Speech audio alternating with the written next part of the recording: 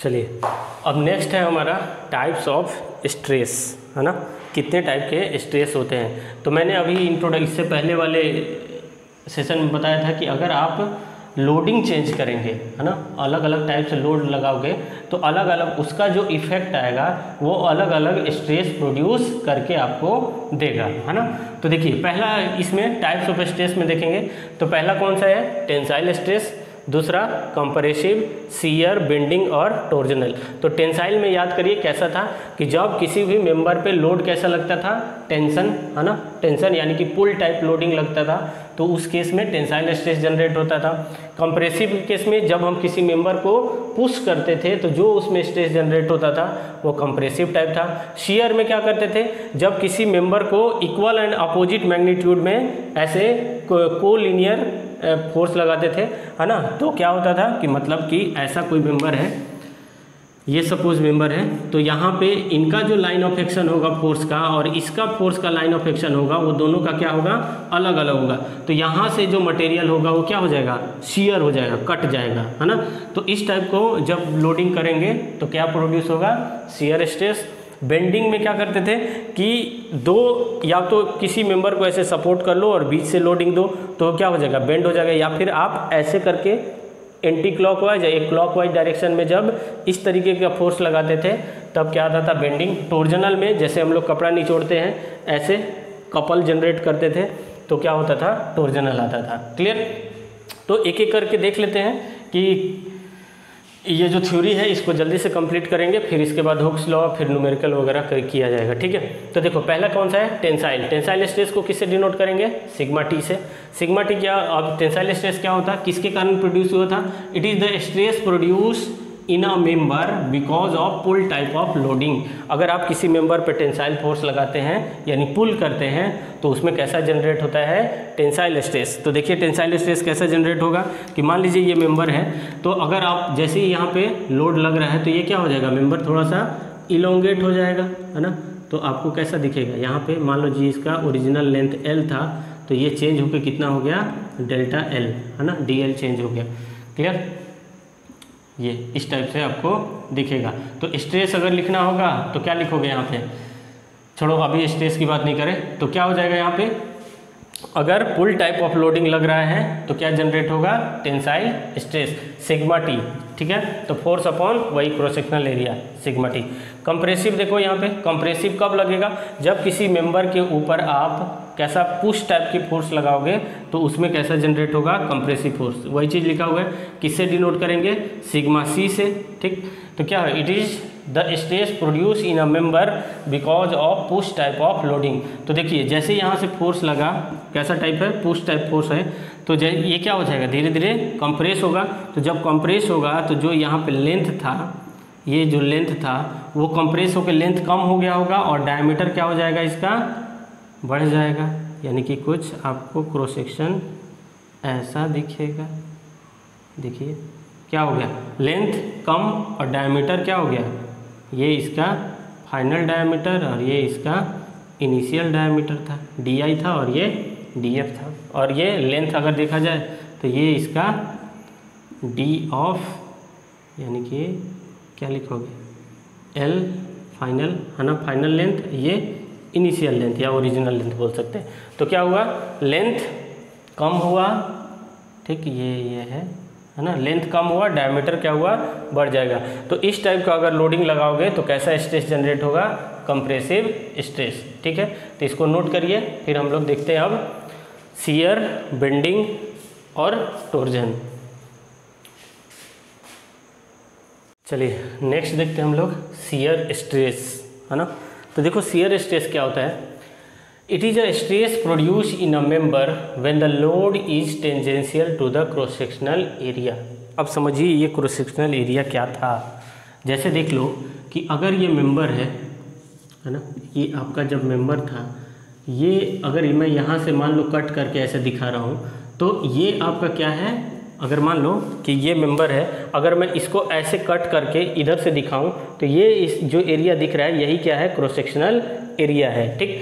अगर cross sectional area के perpendicular कोई फोर्स लगा रहे थे तो क्या हो रहा था, लॉन्गिट्यूडिनल स्ट्रेस था, है ना। कैसे, लॉन्गिट्यूडिनल, अलोंग दी लेंथ जब फोर्स लग रहा था तो कैसा था, लॉन्गिट्यूडिनल स्ट्रेस था। ठीक, अब देखो कि अगर इस क्रॉस सेक्शनल एरिया की, देखिए जब ये आपका मेंबर है, मेंबर के अगर इस तरीके से फोर्स लगा रहे हैं, इसी मेंबर के ऐसे, ये आपका क्रॉस सेक्शनल एरिया है, इस क्रॉस सेक्शनल एरिया के ऐसे फोर्स लगाते हैं। ठीक, ये कट करा और यहाँ से ऐसे खींचा, तो अगर ये फोर्स लग रहा है तो क्या जनरेट होगा, लॉन्गिट्यूडिनल स्ट्रेस। ठीक, अगर इसी क्रॉस सेक्शनल एरिया की, ये क्रॉस सेक्शनल एरिया है, अगर आप इसके पैरेलल फोर्स लगा रहे हैं, क्या लगा रहे हैं, पैरेलल फोर्स लगा रहे हैं, तब वहाँ पे क्या जनरेट होगा, शियर स्ट्रेस। बात को समझिए, फिर से बता रहा हूँ कि अगर ये क्रॉस सेक्शनल एरिया के पैरेलल कोई फोर्स लग रहा है, पैरेलल ऐसे, तो क्या जनरेट होगा, या तो टेंजेंशियल स्ट्रेस बोलेंगे या तो उसको शियर स्ट्रेस। यानी ध्यान रखना, टेंजेंशियल शियर स्ट्रेस को और हम लोग क्या बोल सकते हैं, इसको टेंजेंशियल स्ट्रेस भी बोलते हैं। ठीक है ना, जिसको आप सिग्मा टी से भी डिनोट कर सकते हो। ठीक है, टेंजेंशियल,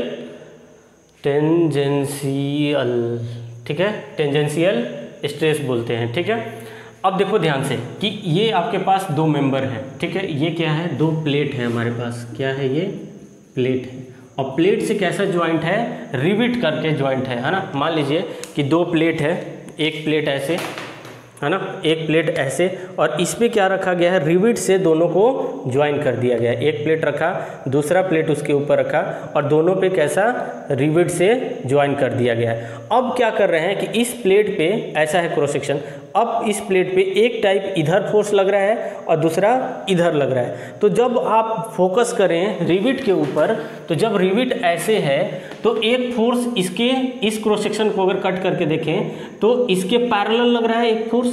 रिविट पे कंसंट्रेट करिए कि अगर रिविट को पे कंसंट्रेट करके इस फोर्स को देखें तो फोर्स पहले देख लेते हैं किधर लग रहा है। अगर मैं इस पे ऐसे फोर्स लगाऊं और इसको यहाँ फोर्स लगाऊं, ध्यान देखिएगा कि दो प्लेट है, प्लेट को पहले ज्वाइन किया गया है, दो प्लेट को ज्वाइन किया गया और एक के ऊपर एक रखे, ओवरलैप किए, और दोनों को किससे ज्वाइन किया, रिविट से ज्वाइन किया गया है। ठीक है, अब देखो उन प्लेट को मैं पकड़ के ऐसे स्लाइड करवा रहा हूँ, एक फोर्स इधर लग रहा है, दूसरा इधर लग रहा है, अपोजिट डायरेक्शन में। तो जब आप रिविट को देखेंगे तो रिविट तो ऐसे है, तो आधा पोर्शन इधर जाने की कोशिश करेगा और आधा इधर, क्योंकि फोर्स कैसा लग रहा है, ध्यान से देखिए। अगर आप इस रिविट को देखेंगे तो फोर्स कैसे लग रहा है, इस क्रॉस सेक्शन के पैरेलल लग रहा है। जैसे देखो यहाँ से अगर इधर खींच रहे हैं तो कैसा फोर्स लग रहा है, यहाँ से इस डायरेक्शन में, यानी कि इस क्रॉस सेक्शन के पैरेलल लग रहा है। तो जब पैरेलल लगता है तो कौन सा फोर्स जनरेट होगा, टेंजेंशियल स्ट्रेस जनरेट होगा, है ना। कौन सा स्ट्रेस जनरेट होगा, टेंजेंशियल स्ट्रेस। तो जैसे ही टेंजेंशियल स्ट्रेस जनरेट होगा तो क्या होगा कि यहाँ से क्या होने लगेगा, टीयरिंग होने लगेगा। क्या क्या बोलते हैं उसको, टीयरिंग होने लगेगा, यानी कि बोल सकते हो कि यहाँ से शियर हो जाएगा। यानी कि ये पोर्शन कट के जब इसको फाइनल डायग्राम देखोगे तो आपको कैसा दिखेगा ये, कि हाफ जो पोर्शन है वो इस साइड आ जाएगा और जो हाफ पोर्शन है वो इधर आ जाएगा, एक प्लेट के साथ इधर आ जाएगा। ऐसा ही होगा जब यहाँ से ऐसे इस साइड से आएगा तो यहाँ पे क्या हो जाएगा, शियर हो जाएगा, और शियर होने के कारण ये इधर और ये इधर हो जाएगा। ठीक है, तो दो पोर्शन, तो इसको अगर आप सिंगल शियर हो रहा है, मतलब एक जगह वो शियरिंग हो रहा है, तो इस पूरे सिस्टम को बोलते हैं क्या, सिंगल शियर बोलेंगे। क्या बोलेंगे इसको, सिंगल शियर, है ना। क्या बोलेंगे, सिंगल शियर बोलेंगे। ध्यान रखिएगा क्या बोलते हैं, अगर एक जगह से शियरिंग हो रहा है मेंबर में तो क्या बोलेंगे उसको, शियर, सिंगल शियर बोलेंगे। अब इस मेंबर को देखिए, ध्यान रखना, इसको बोला था लॉन्गिट्यूडिनल स्ट्रेस, है ना, लॉन्गिट्यूडिनल स्ट्रेस। अगर कोई ऐसे फोर्स लग रहा है, इसके पैरेलल फोर्स लग रहा है, तो वहाँ पे क्या जनरेट हो रहा था, शियर स्ट्रेस या फिर टेंजेंशियल स्ट्रेस। तो अब इस मेंबर को देखिए, तो जब इस मेंबर को देखेंगे तो एक फोर्स लग रहा है, सपोज यहाँ पे एक फोर्स लग रहा है इस पोजीशन पे, दूसरा फोर्स लग रहा है ऐसे, और तीसरा लग रहा है ऐसे। तो देखो क्या हो रहा है कि दो फोर्स इधर खींच रहा है, एक इधर खींच रहा है। तो अगर इस पूरे मेंबर पे देखेंगे तो कैसा फोर्स है, पैरेलल ही है ना। 3D में इमेजिन कीजिए कि इधर पैरेलल फोर्स, इधर एक पैरेलल, इधर एक पैरेलल, इधर, मतलब तीन फोर्सेस लग रहे हैं। तो एक मेंबर यहाँ से पहले टीयर होने, मतलब कि शियर होने लगेगा, है ना, इस पोजीशन से टूटना स्टार्ट हो जाएगा। इसके कारण, इन दोनों के कारण। अगर फिर ये खींचेगा तो ये यहाँ से भी होने लगेगा, है ना। तो इसका अगर फाइनल डायग्राम देखोगे तो आपको कुछ ऐसा दिखेगा, देखिए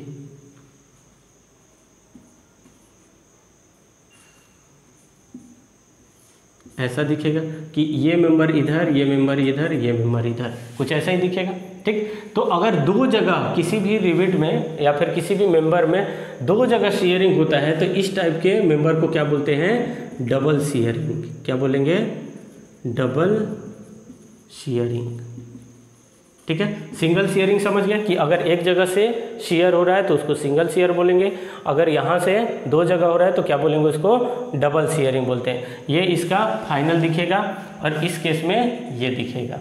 क्लियर। चलिए, तो शेयर समझ गए, किससे डिनोट करेंगे, टाउ से डिनोट करेंगे, और जो फोर्स लगेगा वो parallel to the cross sectional area लगता है। ध्यान रखना, ये भी लिख लो कैसा लगता है, जो फोर्स अप्लाई होगा वो पैरेलल टू द, कैसा, parallel to the cross sectional area. कैसे फोर्स लगता है, parallel to cross sectional area. Clear. चलिए नेक्स्ट देखते हैं हम लोग, टॉर्जनल शियर स्ट्रेस। कैसा, टॉर्जनल शियर स्ट्रेस। मान लो एक शाफ्ट है और ये किसी बियरिंग से कनेक्ट है ना, ये शाफ्ट है और किसी बियरिंग से कनेक्ट है और इसमें ऐसे रोटेशन हो रहा है, किसी रोटेशन से, मतलब कोई भी आरपीएम से ये घूम रहा है, ऐसे घूम रहा है। तो क्या होगा, इस बियरिंग के कारण क्या होगा, यहाँ पे एक टॉर्क प्रोड्यूस होगा। क्या प्रोड्यूस होगा, ये रजिस्ट करेगा, तो रजिस्ट करेगा तो ये क्लॉकवाइज अगर डायरेक्शन में है तो एंटी क्लॉकवाइज में क्या जनरेट होगा, टॉर्क जनरेट हो जाएगा, है ना। कि मान लो ऐसे घूम रहा है, ठीक है, तो एंटी क्लॉकवाइज में क्या होगा, टॉर्क जनरेट होगा। तो इसी को बोलते हैं हम लोग क्या, torsional shear stress. It is a stress which is exist in a rotating member like shaft. ये सब कहाँ दिखेगा आपको, कोई शाफ्ट है अगर वहाँ पे रोटेट हो रहा है तो वहाँ पे क्या जनरेट होता है, टॉर्क जनरेट होता है, जैसे मोटर वगैरह में, जनरेटर में हम लोग देखते हैं, ठीक। चलिए नेक्स्ट है आपका बेंडिंग स्ट्रेस। तो बेंडिंग स्ट्रेस क्या होगा कि मान लीजिए कोई भी मेंबर है, इस मेंबर को हम लोग बोलते हैं कैंटिलीवर बीम। कैसा बीम है ये, कैंटिलीवर बीम, ठीक। तो अगर यहाँ से फोर्स लगा है, तो फोर्स लगा है तो ये क्या होगा, कुछ समय बाद, यानी कि अगर इसका इफेक्ट देखेंगे तो ये आपको कुछ बेंड दिखेगा, मतलब कि कुछ ये एक सेक्शन यहाँ चला गया और ये ऐसा दिखेगा आपको, तो ये क्या हो जाएगा, बेंड हो जाएगा, है ना। तो अगर इस टाइप से कोई जनरेशन हो रहा है, मतलब कि ऐसा लोडिंग के कारण, in this it is a stress which is cause elongation in a member. तो मेंबर के अंदर क्या हो जाएगा, इलोंगेशन हो जाएगा, तो उसी को बोलते हैं हम लोग बेंडिंग स्ट्रेस। किससे डिनोट करेंगे, सिग्मा बी से। अगर और इसको दिखाने की कोशिश करें तो मान लीजिए कोई सिंपली सपोर्टेड बीम है, कुछ ऐसा एक बीम है, यहाँ से अगर आप इसको सपोर्ट दे रखे हो, दो सपोर्ट, और लोड आपने अप्लाई करा इस साइड से, लोड आपने यहाँ से अप्लाई करके रखा है, इसको बोल देते हैं P। तो जब इसका इफेक्ट देखेंगे तो आपको कैसा दिखेगा, ऐसा दिखेगा, है ना। तो ये क्या हो जाएगा, बेंड हो जाएगा। मान लीजिए यही चीज़ मेंबर है, मेंबर ऐसा है, यहाँ पे ऐसे लोड लगा है तो क्या हो जाएगा, बेंड हो जाता है ना। तो ये हुआ आपका बेंडिंग स्ट्रेस। तो ये हुए आपके 5 टाइप के स्ट्रेसेस, ठीक है, अच्छे से समझ गए होंगे। क्लियर। अब हम देखते हैं इसके बाद पॉइजन्स, इसके बाद देखते हैं हम लोग कौन सा, हुक्स लॉ, ठीक। चलिए नोट कर लीजिए। चलिए नेक्स्ट देखते हैं हम लोग हुक्स लॉ, है ना। हुक्स लॉ क्या है, तो देखो हुक्स लॉ क्या कहता है कि किसी भी इलास्टिक मटेरियल के लिए, है ना, कोई भी इलास्टिक मटेरियल के लिए जो स्ट्रेस होगा वो डायरेक्टली प्रोपोर्शनल होगा स्ट्रेन के अप टू प्रोपोर्शनल लिमिट, है ना। क्या बोलता है, stress is in an elastic member, stress is directly proportional to strain up to proportional limit. और को आपको कहीं पे ये दिखा भी होगा, कहीं और भी देखे होंगे तो दिखा होगा, प्रोपोर्शनल लिमिट को क्या लिखते हैं, इलास्टिक लिमिट भी बोलते हैं, है ना। इलास्टिक लिमिट भी कहीं किसी किसी बुक में आपको दिख जाएगा, है ना। तो ये भी गलत नहीं है, ठीक। अप टू इलास्टिक लिमिट या फिर प्रोपोर्शनल लिमिट बोल सकते हैं, ठीक। तो देखो क्या बोलता है कि स्ट्रेस इज, देखिए इधर से, stress is directly proportional to strain. कब तक, प्रोपोर्शनल लिमिट, हाँ, लेकिन ये चीज़ आपको बताना जरूरी है कि वो कब तक वैलिड है, ठीक है ना। Stress is directly proportional to strain up to proportional limit तक ही बोल सकते हैं, ठीक है। तो देखो stress is directly proportional to strain, तो अगर इस प्रोपोर्शनलिटी साइन को हटाएं तो इक्वल, ठीक। तो यहाँ पे आता है यंग्स मॉडुलस ई, ठीक, यंग्स मॉडुलस ई। इस ई को क्या बोलते हैं, क्या बोलेंगे, मॉडुलस ऑफ इलास्टिसिटी, या फिर इसको बोलेंगे यंग्स मॉडुलस, ठीक। दोनों में से कुछ भी बोल सकते हैं, मॉडुलस ऑफ इलास्टिसिटी या फिर यंग्स मॉडुलस।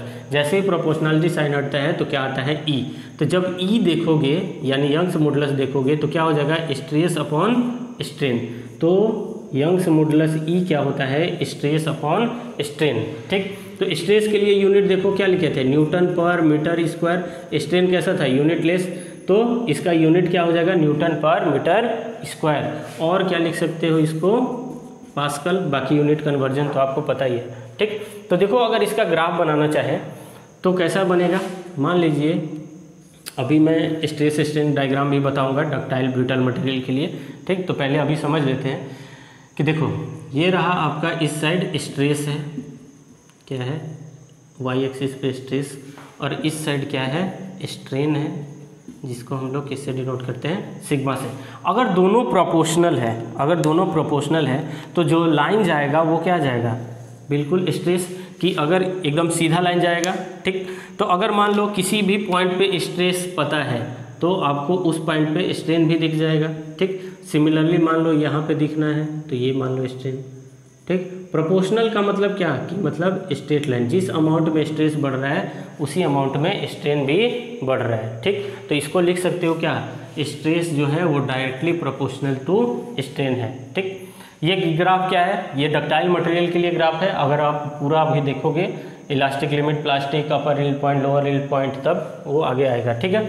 तो ये है आपका हुक्स लॉ। हुक्स लॉ क्या बोलता है, stress is directly proportional to strain up to proportional limit, ठीक है।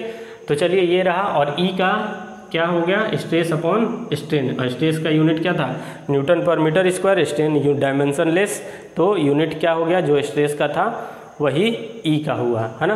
तो ये देखो इलास्टिसिटी क्या बताता है, किसी भी ये क्या है, एक प्रॉपर्टीज़ है ना, मटेरियल की एक प्रॉपर्टीज़ है, ठीक। तो ये सारे जब प्रॉपर्टीज़ पढ़ेंगे तो एक एक करके वहाँ पे इलास्टिसिटी के बारे में और अच्छे से डिटेल में पढ़ेंगे। तो ये हुआ हुक्स लॉ, ठीक है। तो चलिए अब कुछ प्रॉब्लम कर लेते हैं, एक सिंपल सा, फिर चलो इसको नोट कर लीजिए, तो एक प्रॉब्लम कर लेते हैं। देखिए क्वेश्चन दे रखा है, क्या बोलता है, अ बार ऑफ 500 mm लॉन्ग। देखिए अगर कोई भी क्वेश्चन अप्रोच करने का क्या तरीका होता है, जितना डेटा दिया हुआ है पहले उसको लिख लीजिए, ठीक। तो गिवन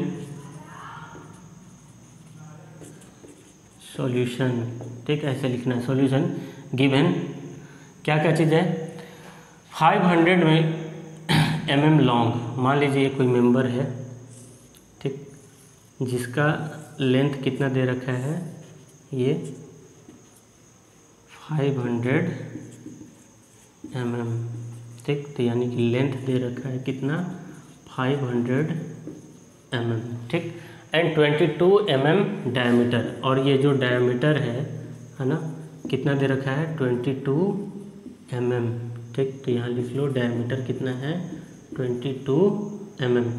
इसको चाहे तो आप लोग पॉज करके सॉल्व भी कर लो खुद से, ठीक, बहुत आसान क्वेश्चन है। इज इलोंगेटेड बाई यानी जब फोर्स लग रहा है, elongated by and the axial pull of 105 kilo newton, मतलब कि इस पे जो एक्सियल पुल लग रहा है, यानी कि एक्सियल पुल कितने का लग रहा है, 105 किलो न्यूटन का लग रहा है, 105 किलो न्यूटन का लग रहा है एक्सियल पुल।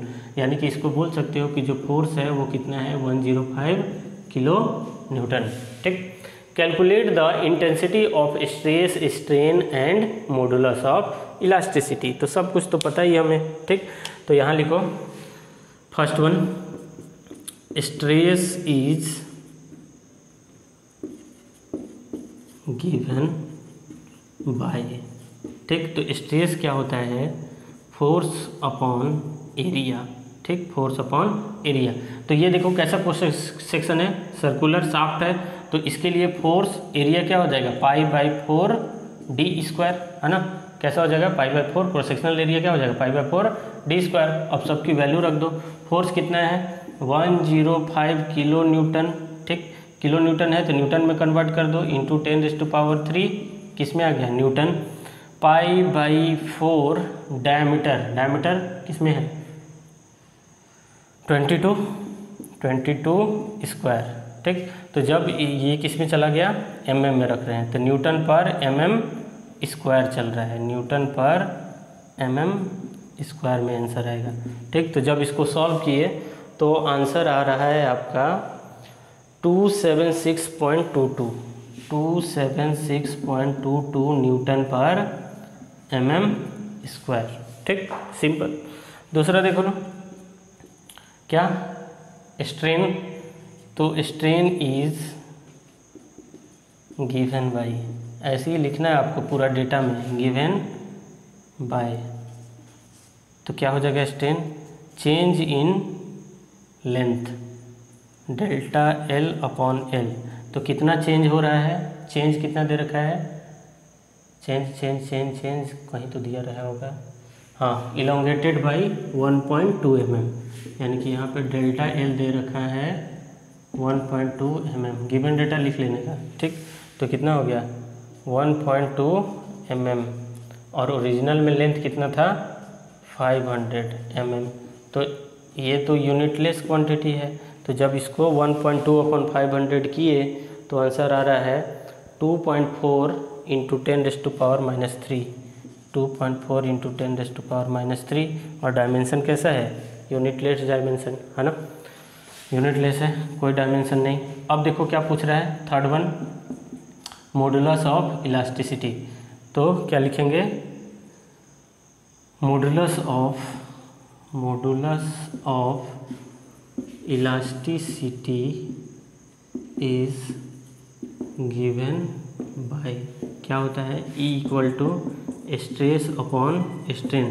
तो देखो स्ट्रेस कितना दे रखा है, स्ट्रेस अभी फाइंड आउट किए, कितना आया था ये 276.22, और स्ट्रेन की वैल्यू कितनी आ रखी है 2.4 × 10⁻³ देखो आपने स्ट्रेस भी निकाल लिया है, स्ट्रेन भी निकाल लिया है, दोनों का रेशियो ही क्या होता है, यंग्स मॉडुलस। तो जब इसको सॉल्व किए तो ये आ रहा है 191.6 न्यूटन पर mm², ठीक है। तो देखो एकदम इजी प्रॉब्लम था ये, कुछ था ही नहीं इसमें, कुछ करने नहीं था, केवल फार्मूला में वैल्यू पुट करना है। देखो तो क्या है इसमें कि आपको यूनिट का ध्यान रखना है कि अगर न्यूटन है, किलो न्यूटन है तो न्यूटन में कर लो, अगर mm में निकाल रहे हो, अगर मीटर में दिया है तो mm में लेके जाओ, है ना। तो वो चीज़ बस ध्यान में रखना है, बाकी तो आसान क्वेश्चन है, फार्मूला बेस्ड है, ठीक। चलिए, थैंक यू।